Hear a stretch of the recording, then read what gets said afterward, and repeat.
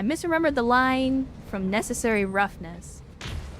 Oof, that's an oof. That's an official oof. That's an armor breach. Where's all my armor? Let's hit 'em Misremember hard. the line from Necessary Roughness. They were talking about the college football halftime show celebrating gun racks and open containers. Comedy about a college team that given the death penalty, no scholarships, no televised games. Kathy Ireland plays the kicker. Scott Bakula is a 33-year-old college freshman quarterback. That sounds like a strange move. I can't believe I've never seen that movie, because if it's got Scott Bakula and Kathy Ireland, then it sounds like a relatively old movie. I'm usually familiar with old movies, but I can't say I've ever heard of that one before. Yep. Alright, let's see. We'll go ahead and I'm not even gonna sprint. Now, I don't want to sprint. I just want to move. We'll just move and Move order received. put as much fire on him as we can. Here we go. Okay, there goes the right arm, which is going to get rid of one of the binary lasers. It's also going to preclude Nerevar, the friend or traitor, possibility come. that we're actually going to get full salvage on this thing. But them's the brakes. And let's give him the full alpha again. I'm not gonna battle Lord, because Ernst has already been having some issues with overheating.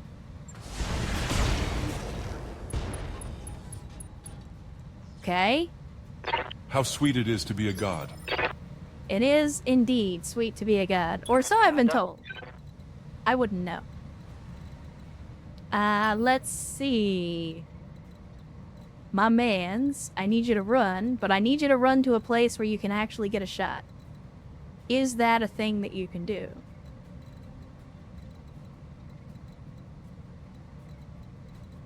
Magic pixel, right here.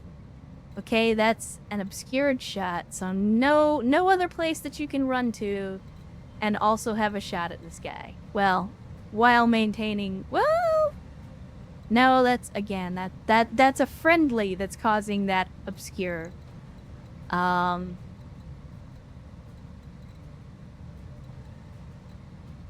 evasion, 3 evasion, 3 evasion.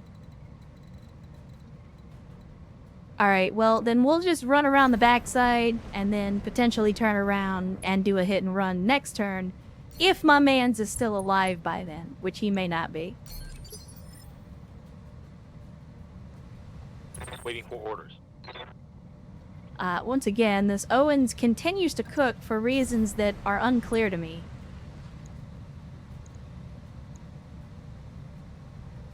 Roger. Alright, who's up next? King Bob? Commander. Alright, where is... Looks like the right side? Okay, so get in on this side. Location confirmed. And then we'll give him the full alpha, and I'll even turn on the extra rounds with the machine gun. We're gonna go crit fishing. Which, I mean, we destroyed the Chem Reporting critical PPC, but my man's is still in danger because his armor is breached. So, like, Orders. we gotta take this fucking donkey down. You know what? Now, if I get here, we still don't have the ability. Like, I'm looking to see, is there a place that I can go? No. Okay. I was gonna see if we could get somewhere where we could potentially hit him with the MRMs, but that does not appear to be the case. I copy. Or we could just get a side torso hit and destroy the XL engine. 3 salvageable parts. Alright. Oh, hell yes. It's on now.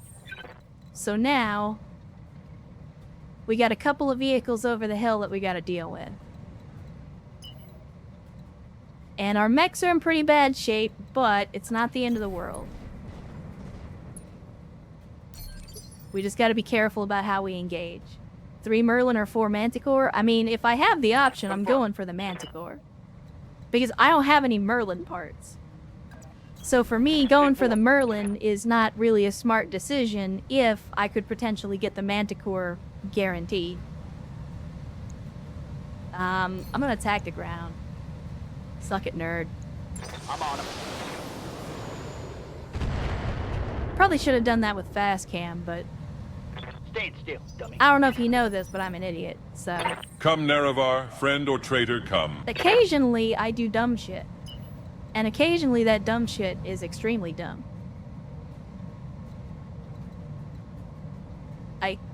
Urs, do you want to walk on mines, my dude?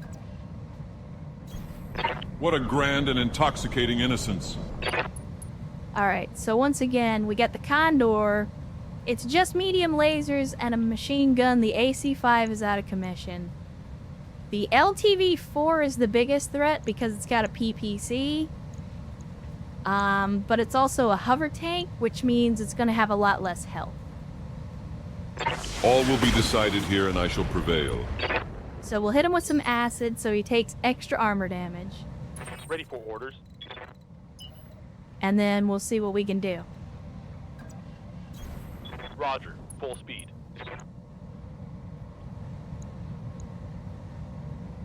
I mean, I'll still take a shot at the LTV. Locked on. If we can take out the LTV, that's the ideal. Doesn't Negative augmented damage. fastcam have IFF, or am I confusing it with something from Rogue Tech? Maybe? I don't actually know what the difference is between regular and augmented fastcam. Like, the description didn't really tell me. It didn't say, like, hey, the difference is...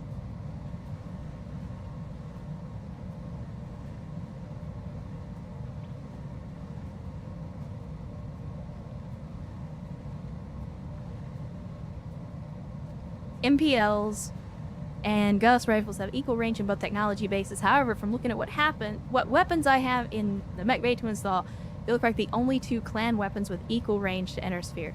They're the exception. I mean, yeah. And in general, I think the clan weapons tend to be shorter range because that was... Like, the thing with clan weapons is that they're usually better in every way to inner sphere variants. So then they made them generate more heat, which is easy to deal with if you have, like, you know, heat exchangers or coolant pods, or if you have double heat sinks or stuff like that. Like, heat management for clan mechs is pretty simple. So then they were like, okay, let's also make them shorter range so that you're not hitting from as far away.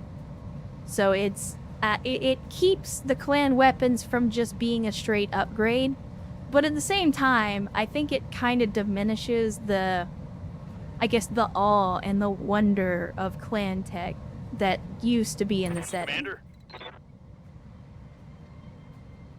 Let me see. My man's has still got 7 shots with the Gauss rifle. I kind of want him to keep his position. Because, like, he can see from here On the move. and still have a 50-50 chance. So, like, I'm actually good with that. Got it. And he hit. Holy shit.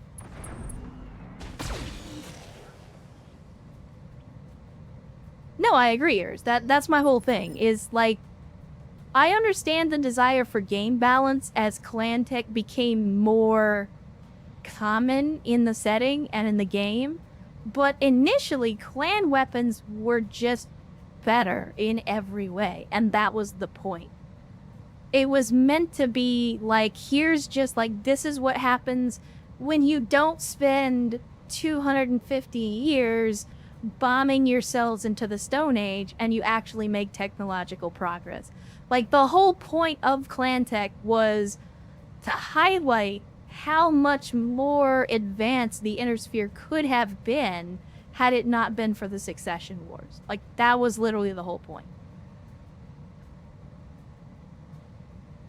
Pinging you for something stupid. If you had a coffee mug with something stupid written on the side, what would you have on the mug? Don't worry about why I'm asking. I can probably guess why you're asking. I'm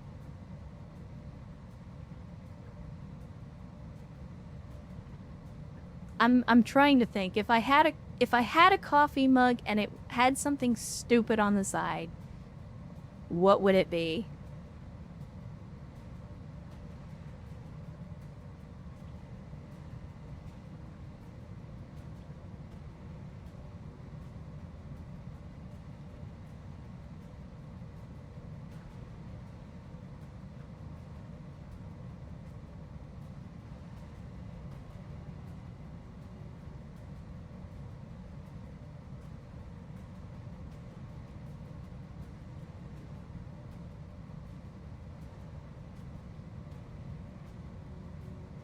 Someone gave you a #1 dad mug. I mean, it's pretty stupid. It's pretty stupid. I wouldn't be against it.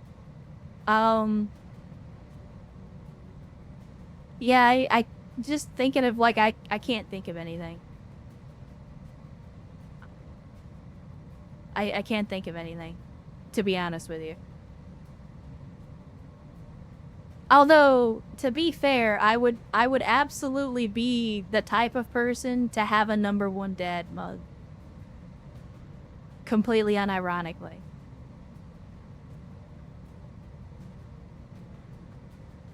Anyway, let's finish killing these vehicles, Chad. Ready for orders. I don't know if I want to send King Bob up the hill because he's got a side armor breach.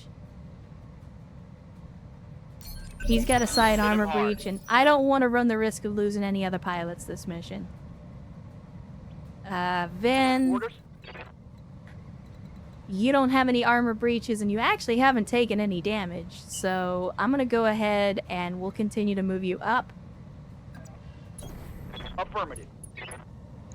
Still want to focus down the LVT, so let's Battle Lord. It's go time. Do a little bit of extra damage. Go, Gadget Sandpaper. There's no point using the fast cam because it's a hover vehicle. Hover vehicles aren't affected by mines. Come, Nerevar, friend or traitor, come. Is there a way for me to obscure line of sight? It does not look like it. I mean, I can kind of obscure line of sight, so I'll go with it. And then let's hit him with the full alpha. All will be decided here, and I shall prevail. Nice. That'll work. That'll work. Let me see. Mythion. On the move. Let's go in and give them the full alpha once again. Firing full complement on enemy. Still haven't managed to breach the armor. Standing by. Let's see. With the Jenner, what's our maximum? 5 evasion and cover from the trees. I'll take the chance even though I probably shouldn't. Firing all weapons. Good lord, are we gonna have to strip every point of armor off of this fucking thing?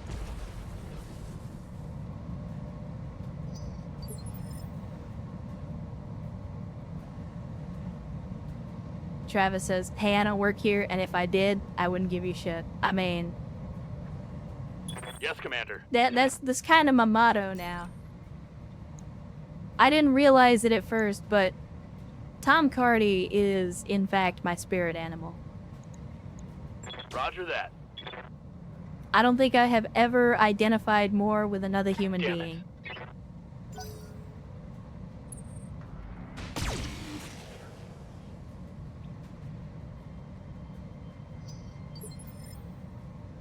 I have a great mug that says you need to get over that shit. Yeah, but that's like some pseudo-intellectual, like, feel-good shit. Look, that's not what that is not what I would put on a coffee mug. I would not put inspirational quote shit on a coffee mug. Yep. That's not who I am.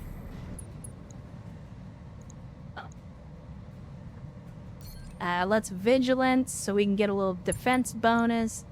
Since we're gonna be standing up here with only 4 evasion. Alright, there's the structure exposed. Come, Nerevar, friend or traitor, come. First, I don't know how you're gonna punch with an Owens, but I want you to punch with the Owens. Actually, you know what? Never mind. Never mind. It's probably better if we just get in here and fire the full alpha. More shots means more possibilities of getting that kill. All will be decided here, and I shall prevail. There we There go. is no escape, no There we intervention can work in this. Farewell, sweet Nerevar. I would rather guarantee the kill.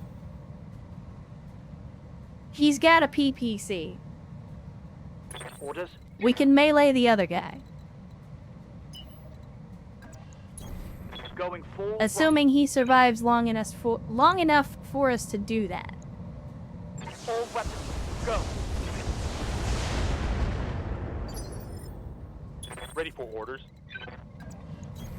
Moving to position. Alright, here we go. Another full alpha. You know what? I don't like those chances to hit. Let's increase them. There you go. Confirmed. Suck laser, nerd. Got one that says, don't even talk to me until I've had my abortion. Wait. What? Commander. They make a coffee mug that says that?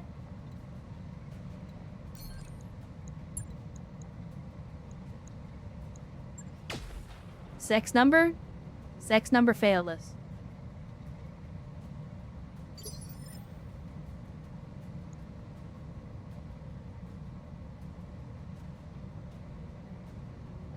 Orders. I don't... Okay, here's what we'll do. Here's what we'll do. I'm gonna have my mans turn the left side of his armor. Chat, we're armor facing. I'm turning the armor to avoid taking damage. Look at me learning and shit. Minimal damage on that hit. No retreat. Confirmed. Let me see. Ven is the only one that can currently go, so we'll send him in. Location confirmed. No. I mean, I understand the tactic. It's just I don't do it in Mech Warrior.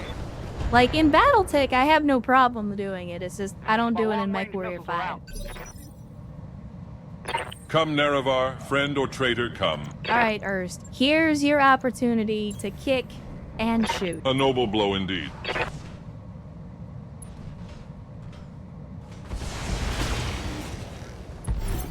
There is no escape, no intervention can work in this place. Are we winning? We are indeed, worse. We are winning. In fact, we won. Mission successful. Now to see if Vio ended up dying. To some bullshit. Okay, it wasn't bullshit. It was bullshit in the sense that he had high evasion, but he still got taken down anyway. That being said, that was my miscalculation because the dude was stuck between 3 SRM carriers, and that's a lot of docket. It doesn't matter how high your evasion is, when they're firing 400 missiles at you every turn, some are gonna hit.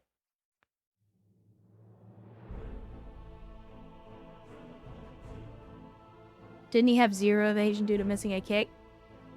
That might have been why.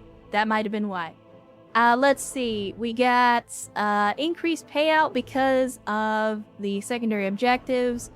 Unfortunately, ammo costs were 35,000, which took most of our bonus. But that's alright, we still made 100 grand. Now let's see what the salvage is gonna be looking like. Well, first of all, we gotta check on our people. Alright, Vio somehow got out completely unscathed. No injury. Not even a scratch. And nobody else got injured either. Vio was on a roll, though, because he can't, like, they kept hitting him, but he was resisting the injury, like, over and over and over again. So, like, my man's just refused to die.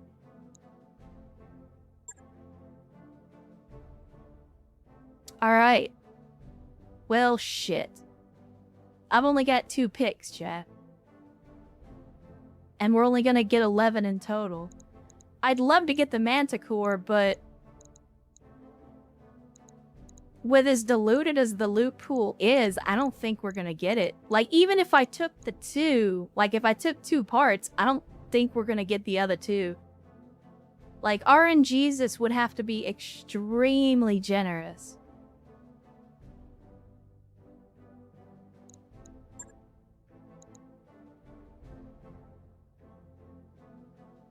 I mean, we do still have 2 Firestarter queues.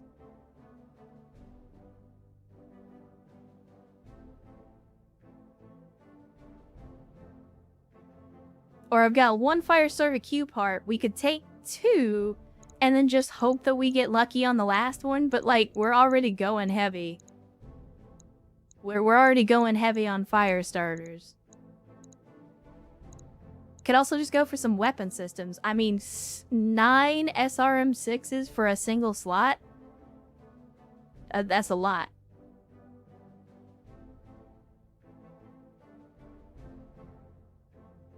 Bank the Rifleman.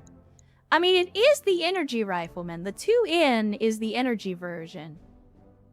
So it might be worth grabbing those two parts. Maybe we get lucky on the third. But even so, if we can find any other variant... Well, Rhubarb, the problem with the Manticore is I need 4 parts. I've only got 2 picks. And there's so much stuff in this loot pool that the chances that we get all 4 parts are slim to none. Like, we're only getting 11 picks. I doubt very seriously that we're going to get... If I pick 2 Manticore parts, I doubt very seriously that we're going to get the other 2.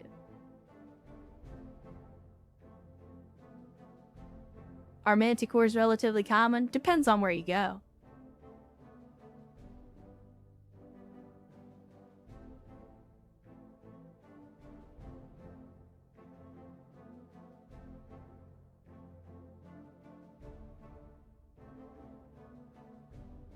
I mean, we probably have better odds just buying a Manticore from a store somewhere than waiting to get the parts to build one.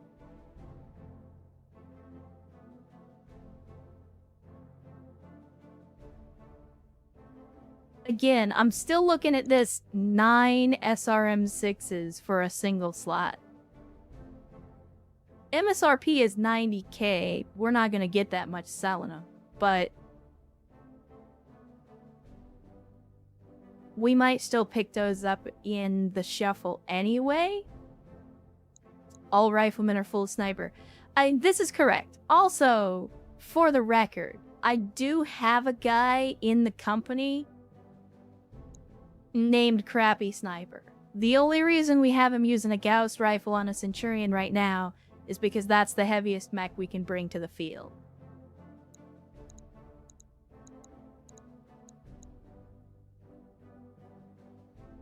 I mean, we could also go for the LTV, but again, taking vehicle parts is pretty much pointless unless you know for a fact that you're getting the full thing.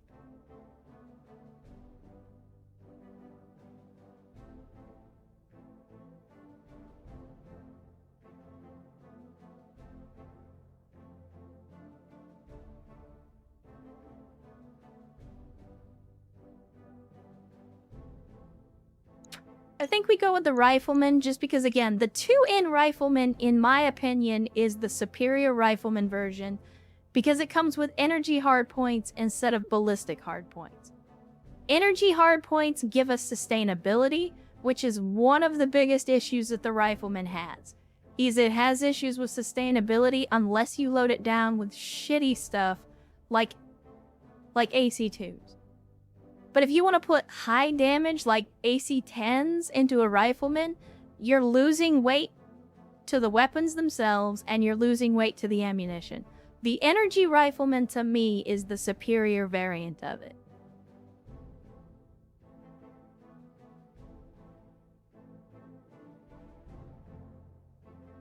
Or do we roll the dice and just hope we get the Manticore?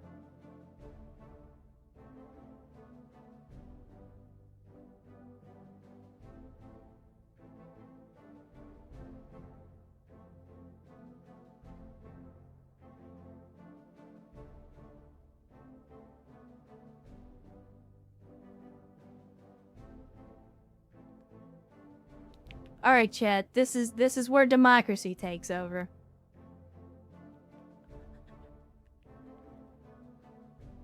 I'm gonna make it between 2 choices. You're only gonna have a minute, and the poll's up right now, so put your vote in. Rifleman or Manticore? Place your vote. We're gonna go with one or the other. Now is the time.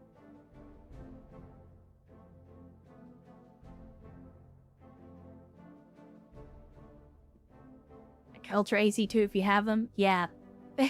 Essentially what Oak sent. And AC2 is just a really, really fancy long-range small laser. Like, you need them in volume to be anything approaching effective. You need a bunch of AC2s for them to be useful. And unfortunately, unlike stuff like machine guns, where they're extremely light and you can push them together with an array, you basically just have the one option. Okay, by a extremely narrow margin, 1 vote. Chat says we go with the Manticore. So we roll the dice. We roll the dice on the 60-ton Manticore. And again, this is the one with a medium laser, LRM-10, PPC, and SRM-6. Alright. Praise your preferred deity. Now is the time.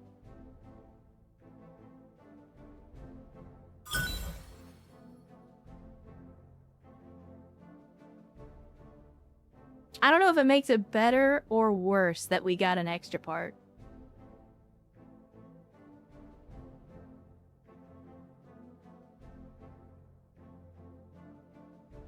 I feel like it's worse.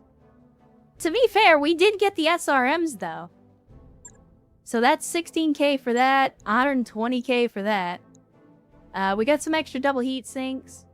I don't really need Frank's Red Hot, so I'll sell those as well. We've already got several regular PPCs. I don't know that I want more of them. 240 core, we don't have any. I'm just gonna sell it. Give me the money. We gotta rebuild a fire starter, so I'm gonna need some money. Game has tendencies to troll hard. Oh, I already know, Fabrizio. I already know.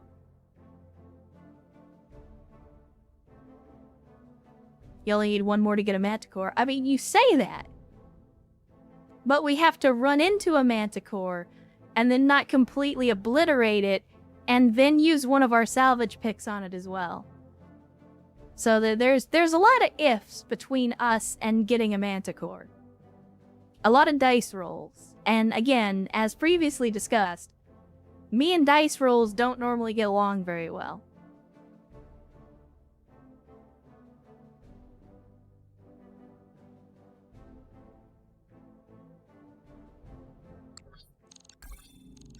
Oh, vehicle modding. Right, we're supposed to do that.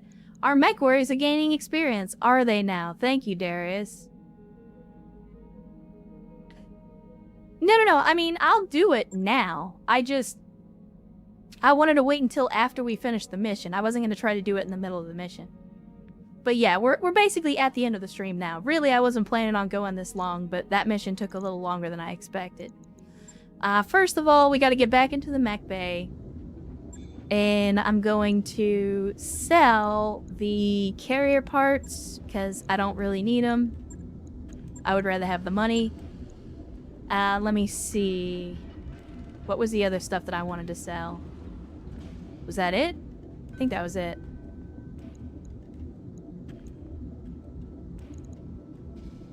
Oh, shit. No, never mind. That's an urban... Wait. Oh, we don't have enough because we don't have 2 parts. I was like, we have 4 urban mech parts. Why can't I build an urban mech? The answer is because we need 2 parts of at least 1 version, which we do not have. That's unfortunate. Well, I mean, it is what it is. Alright, let's have a look at the Jenner. Make sure that there's no major damage. Okay. Other than the structural damage we took, not a big deal. Alright, cool. So that'll be quick and easy to repair. Right. I'll get it in the schedule. The Panic at the Disco, though, was not doing great. Not doing great. So what did we lose, is the question. We lost a bunch of jump jets. That's not the worst thing in the world. And we lost some lasers. Again, not the worst thing in the world. Oh, relatively easy to replace components. I'm debating on whether to get rid of the AMS on this thing, though. If I'm being perfectly honest, because... the AMS just doesn't seem like it's been doing that well. The core... yeah, we have an extra core. We got one when we picked up the last fire starter. So that's gonna take a little more time, but it's not the end of the world. Again though, like I feel like the AMS is just not that useful because every time the AMS hits, it's getting like 2 out of 20 or 1 out of 20. So I'm like, is that really worth it? I feel like it's not. Also, because because of the Panic at the Disco itself, like hear me out. The AMS system is just like any other weapon. Its accuracy is affected by the speed at which you move. And because we're using the Panic at the Disco as a close-range scout, we're putting it in a position where its accuracy is always going to be low, so the AMS being on it doesn't really do us any good. AMS effectiveness affected by gunnery skill. That I don't know. It's affected by your mobility, so if you sprint, the AMS is less accurate. I don't know if it's affected by gunnery skill.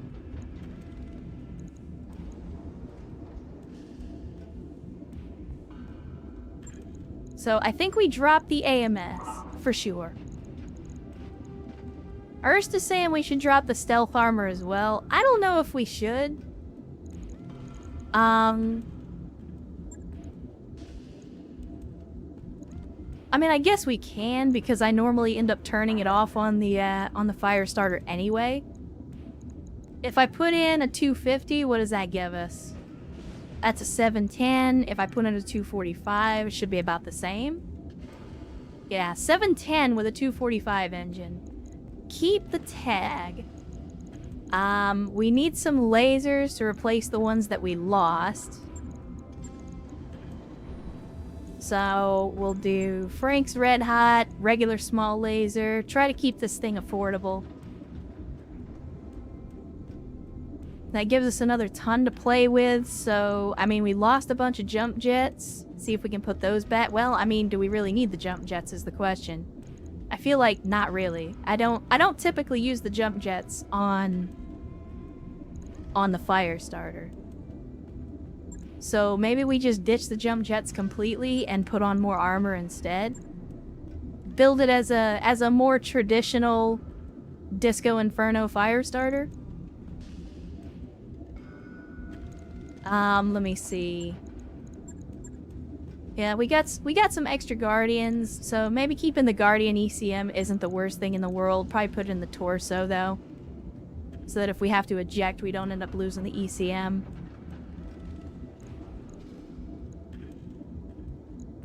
Let me see. Throw in a small laser in the torso. What's our heat efficiency looking like? We're at -3, so we're close to being heat neutral.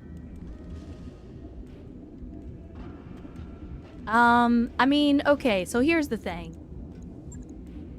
If we downgrade the engine back to the 210, we're running a 6.9.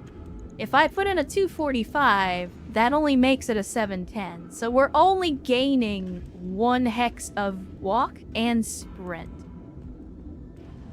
And we're losing multiple tons in terms of weight. So yeah, we're losing 3 tons to gain 1 hex. To me, that's not worth it. Is the right arm supposed to be a medium pulse? That was not my intent. Again, I'm trying to keep relatively light, simple weapons on here.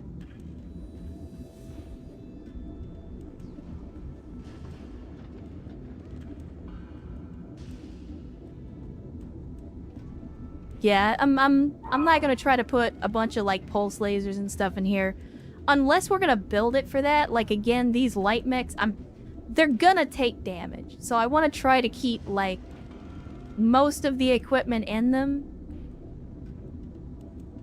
that is like relatively cheap and easy to replace.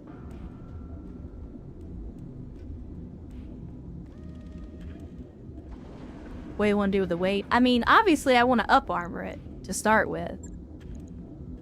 I'd rather max out the armor or get close to it anyway. if we were just gonna build this like a cheap version of the Disco Inferno, we can pretty much just do this, put in some small lasers, I mean, we could even go small pulse lasers, just for the extra damage. Because it's 12 versus 20, the problem is the range. No, actually it's the same. The range is the same for the small pulse.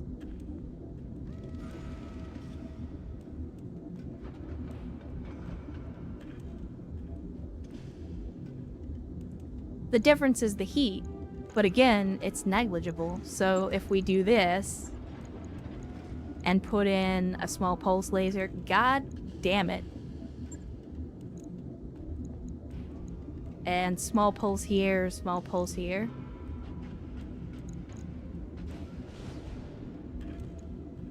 What's our heat efficiency looking like? 18 over? Okay, we definitely don't want to do that. Definitely don't want to do that. Where did all my small lasers go, though?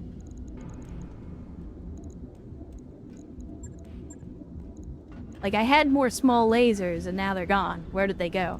We had like 20 of them.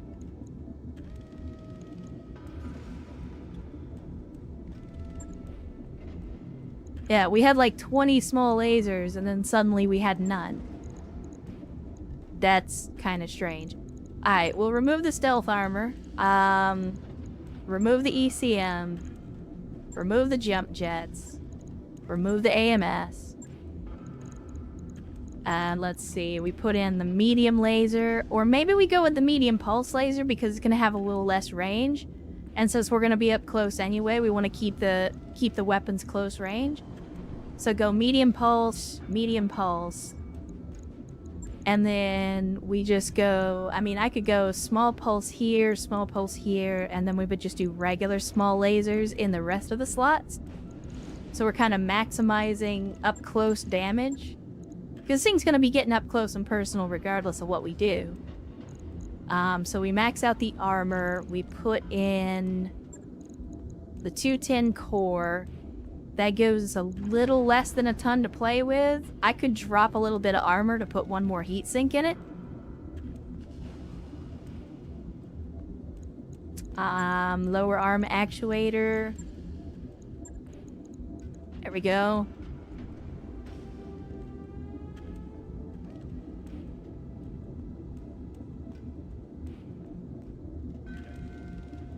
Oh no, you're right, you're right. Feet sinks. Always feet sinks. The tag, I mean, I like having the tag because it gives us that extra accuracy. Because this thing's going to be up close and personal. But we also have multiple other mechs that are using tag, so maybe we drop it in favor of putting another small laser in.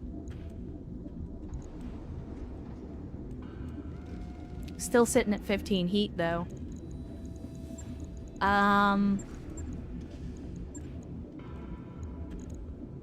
Throw in another heat sink. And if we put in 2, that still puts us at 7 over, but I think that's manageable. Maybe instead of the pulse lasers, we just go with regulars.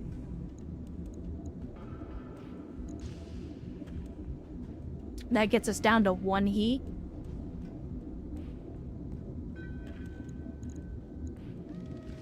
And it gives us the extra weight to play with.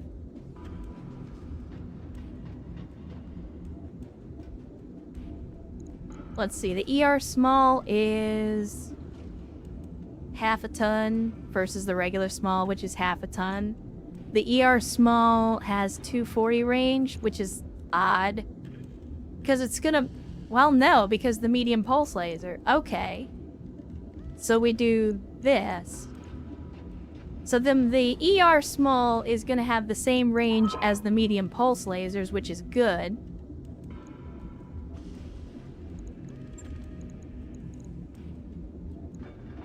Then the question is, what do we do with 1/3 of a ton? What can we do with 1/3 of a ton? Because I don't have any other weapon systems that I can mount. Let me see.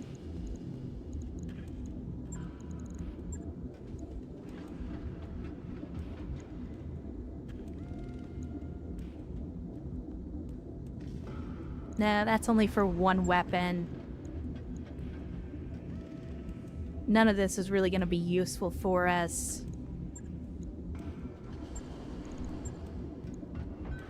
I mean, maybe we put one jump jet. Emotional support jump jet. Beagle probe. C3 slave system. If we had a C3 system up and running, that might be useful. Yeah, like, I'm just trying to figure out, like, what do we have? I feel like we don't really have anything else that I can put in this thing. Because everything else is... I mean, the only thing I could put in it potentially is another heat sink, but then I have to drop more weight. So maybe... I mean, that would make us almost heat neutral.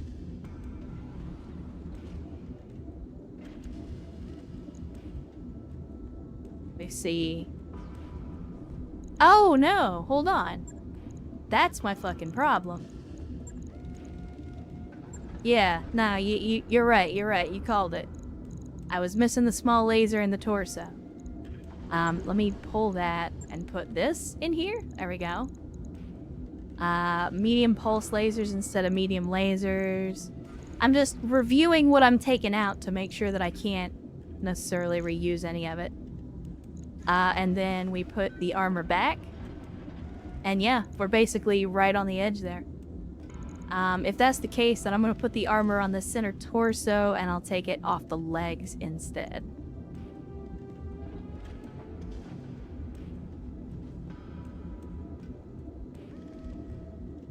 Again, it's a Temu version of the Disco Inferno.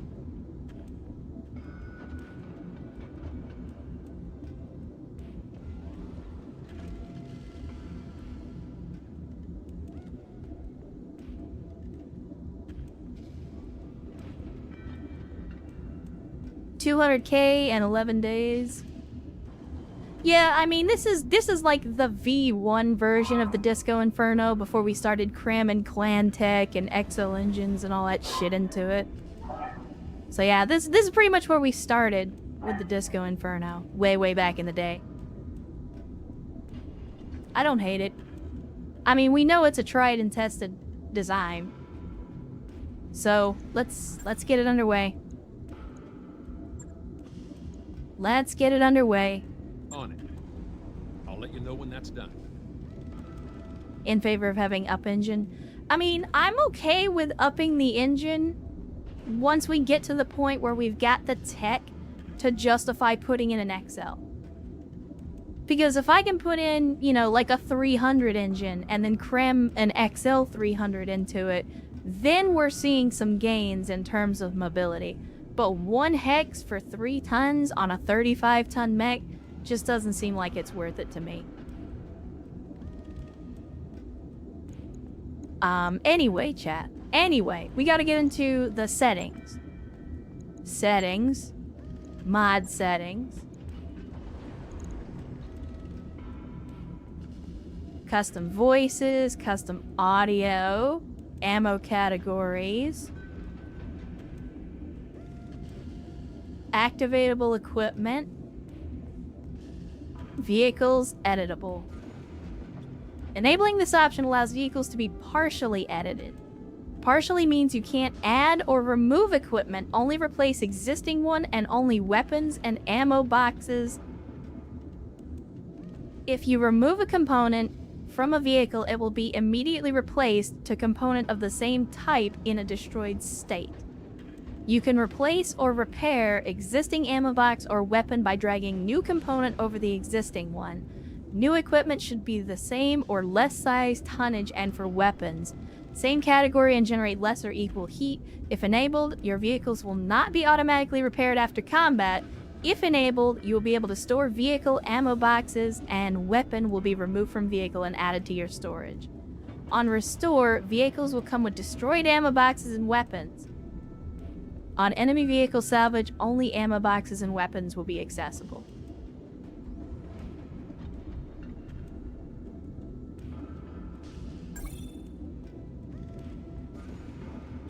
You can't change this setting if the save is loaded. I don't know what that means.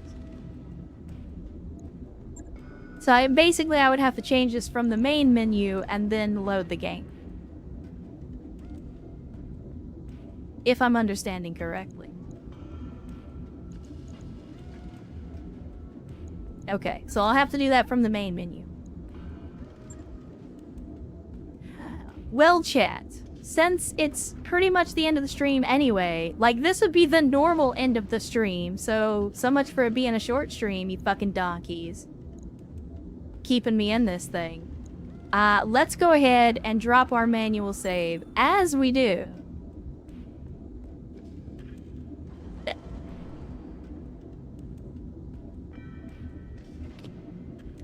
let me see. Today is the 23rd?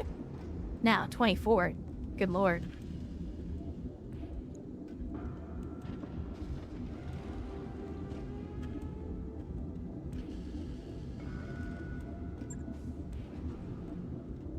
And then, after it's done saving, we're gonna go to the main menu.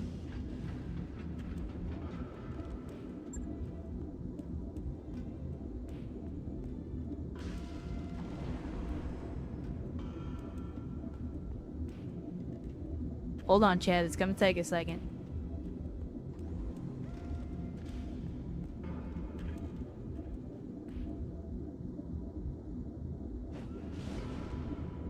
This is not the most well-optimized game, Chad. I apologize.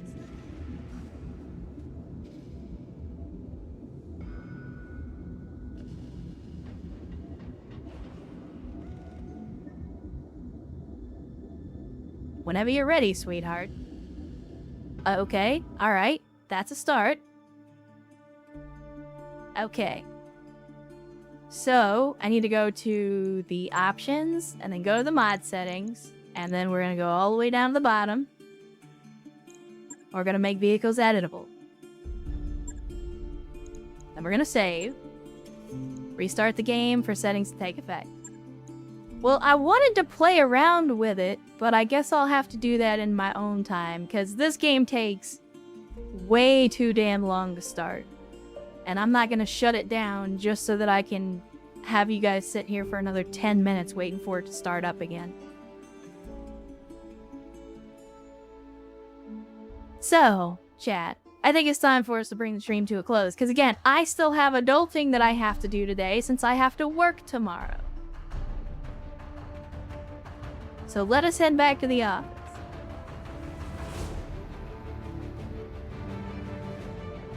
Battletech, Battletech, Battletech, stop it.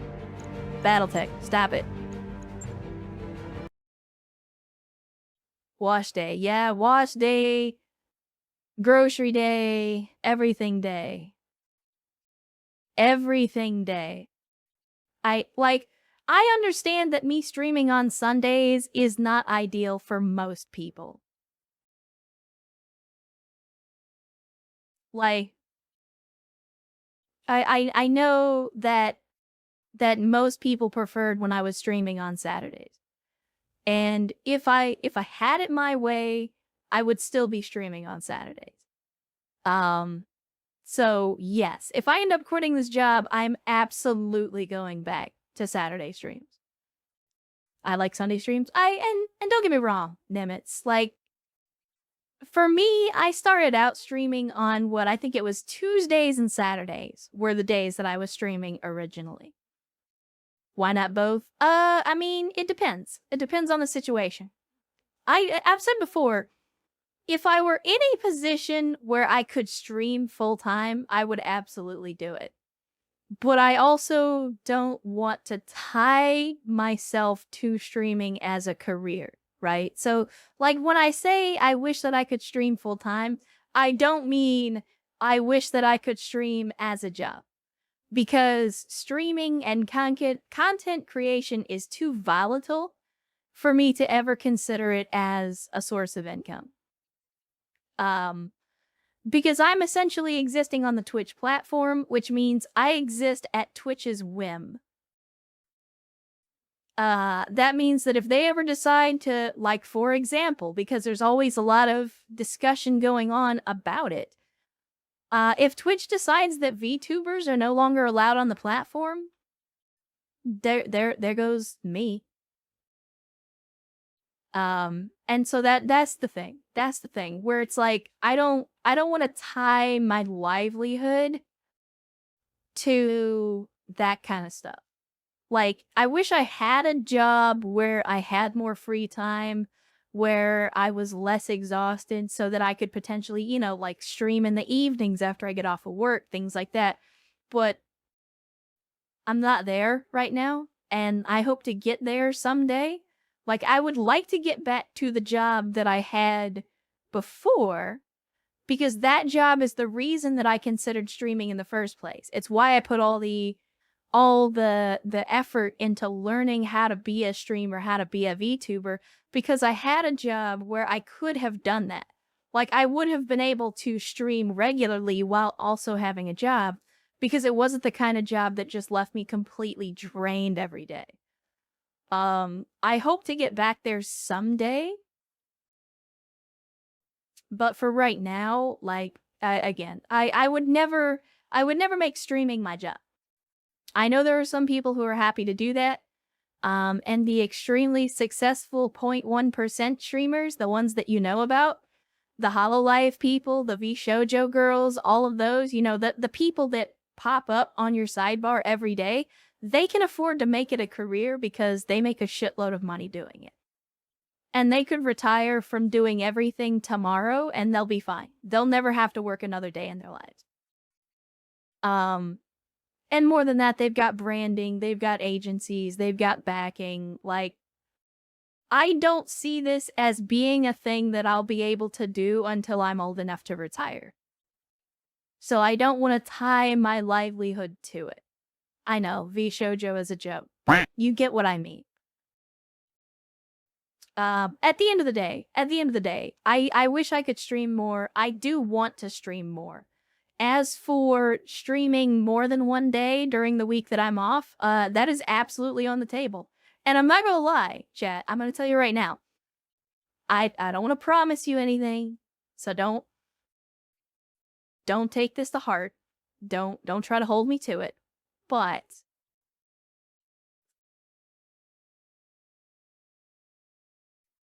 one of the things that I want to do, assuming that I haven't, because I really haven't had the time lately, but one of the things that I want to do during that time off is to finally finish the 2.0 model revamp and go live with it.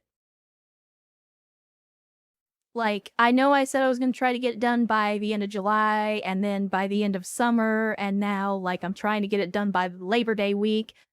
Like, I'm very, very close. It's just the job has been dragging me down so much that I just have not had the energy to work on it for, like, the last 3 or 4 weeks. And I'm hoping that once I've had some time off during the Labor Day weekend, that I can actually take that time and turn it into the energy to finish the 2.0. And finally get the 2.0 out. It's like, so I said before, there's some other stuff that I need to change, like some of the stings that pop up when you guys subscribe and stuff like that.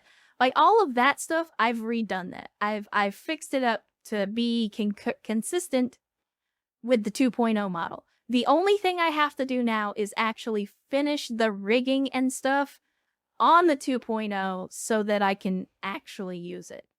What are our system requirements to see 2.0? I mean, to be fair, Track Tension, the 2.0 model is made in very much the same way as this model. It's just a different aesthetic. It's not like it isn't any more or less resource intensive. I mean, if anything, it'll be less resource intensive because I have learned more about how to rig models for VTubing since I did it the first time. So maybe because of the way that I'm rigging it this time, the physics and stuff will be a little more efficient and it won't be so much of a drain on my system. I don't know. We'll see. But again, that is one thing that I would like to do over my time off in the next week or so. And if I can get that working, I absolutely want to stream more than once for you guys. To give y'all more than one stream. I mean, I'll probably still stream on that Sunday, but I may pick a day just in the middle of the week one evening and stream with y'all as well.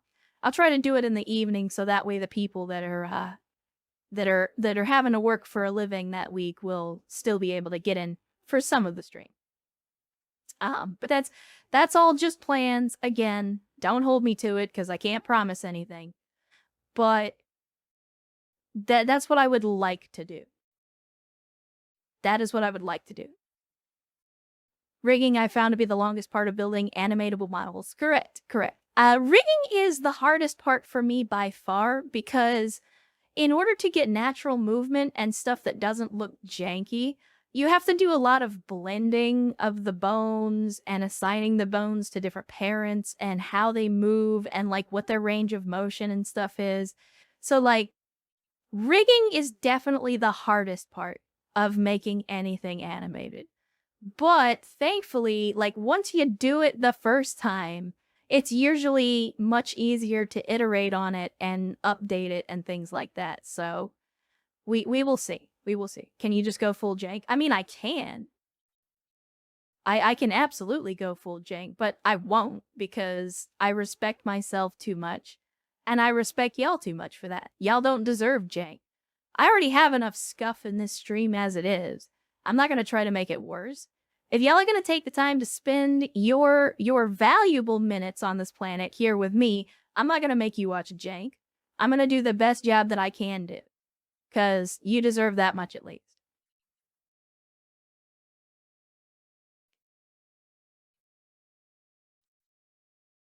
But I desire jank, especially Slav jank. Well, I mean, again, I am of Slavic descent. And this is certainly, this stream is not without jank. So technically, you're already getting Slav jank. Consider your mind blown. Have you considered any out-of-box VTuber systems, or is doing it all yourself a point of pride?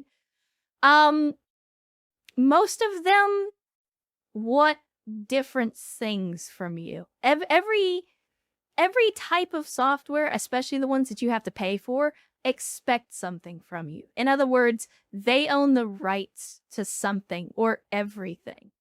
I don't like that.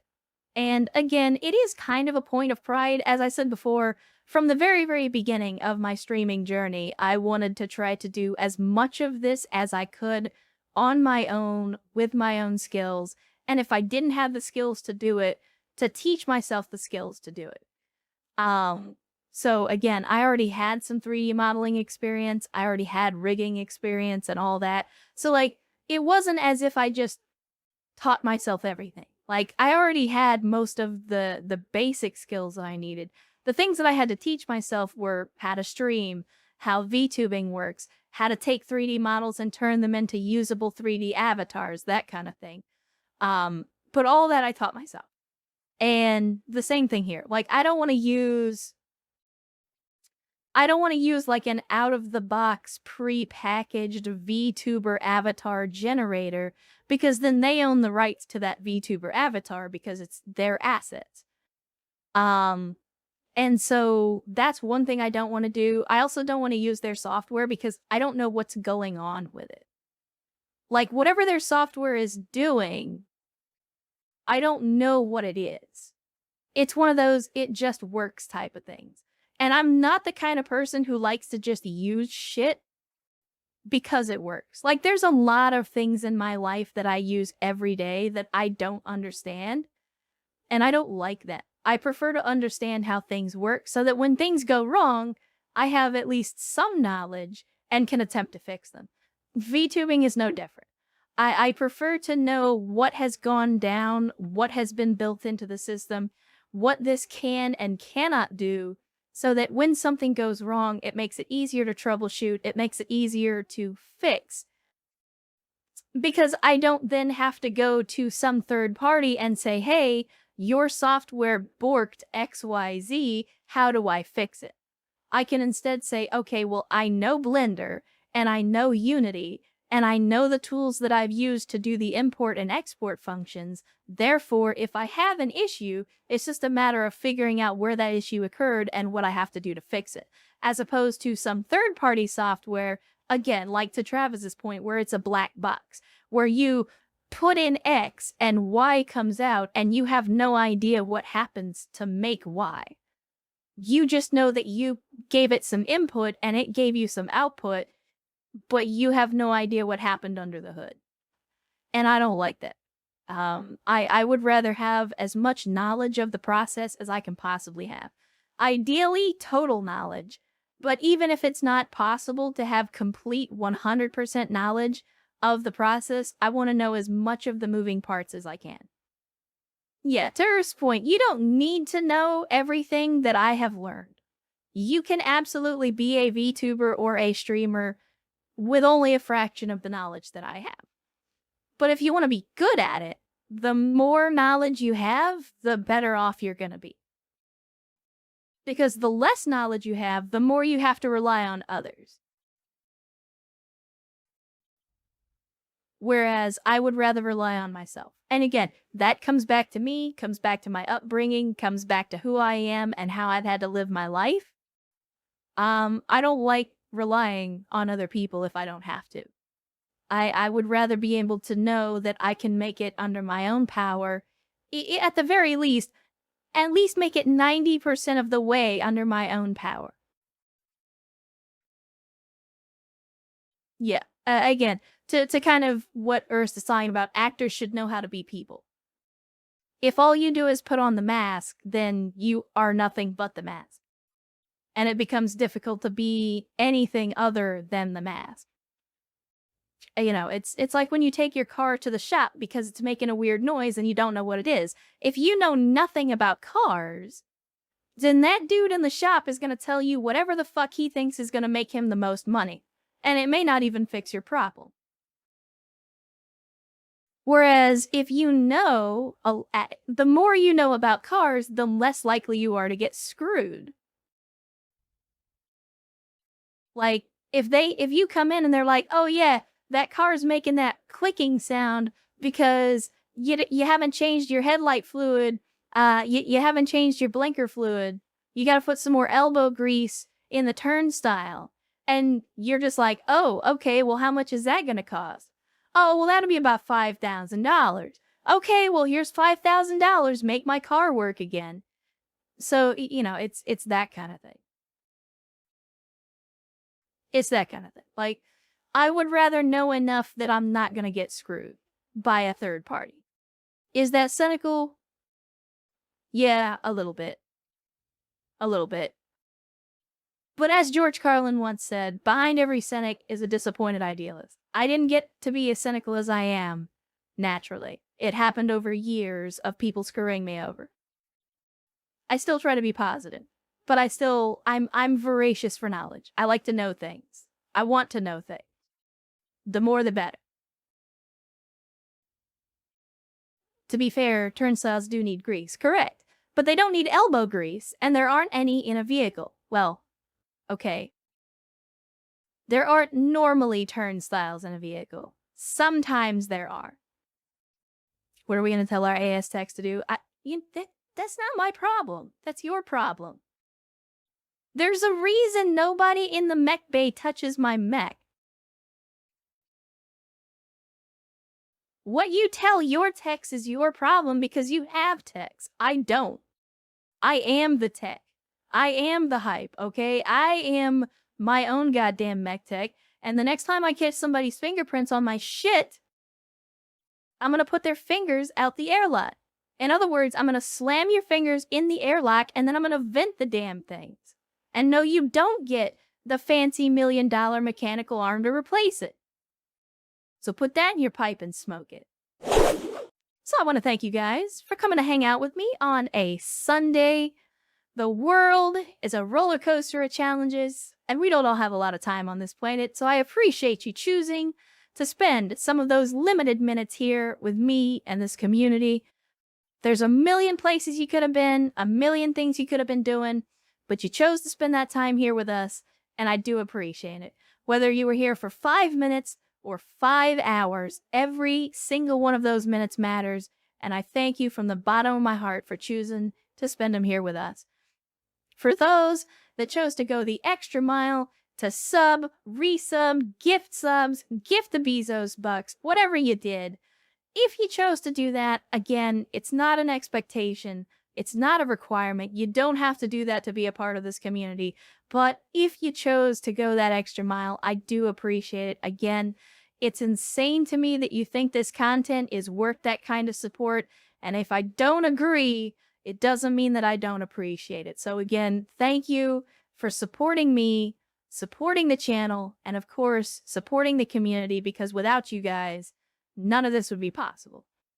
And here at the end, I want to remind you, like I always do, that your life has value and that the world is a better place with you in it. Never let anyone tell you otherwise. And I'll see you next time.